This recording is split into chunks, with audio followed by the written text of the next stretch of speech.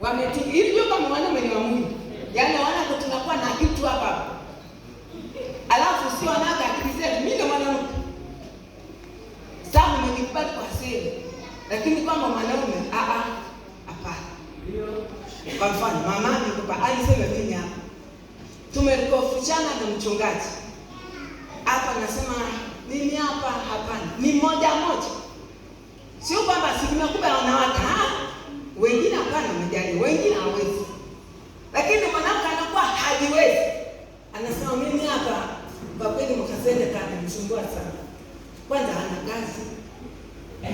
Kesho yake utashangaa ameenda kwa kwenye.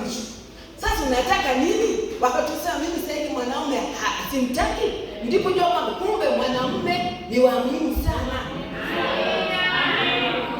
Kwani wanaovunja ndoa ikina nani? Ni yule aliyetoka hapa, alafu akaenda tena huku. Bwana kama umesema hauko tayari umetoka sikani mbali. Ili ndio mambo wanaume wanatafuta.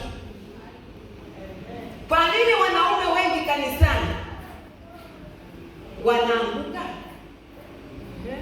Ile roho ya Elia inafuata wanaume. Na mpaka sasa inafuata mwanaume.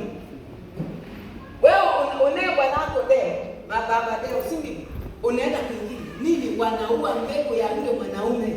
Sawa. Amen. Amen. Elewa. Amen.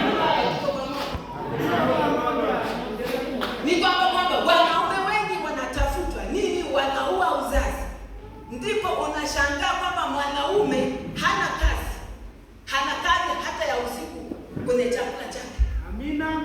Ni kwamba ni shetani anatafuta kuua mbegu. Ili kwamba wasigaliane. Hiyo ndivyo. Tusome ile Kutoka mstari wa kwanza mstari wa 15 mpaka 16. Nini Kutoka?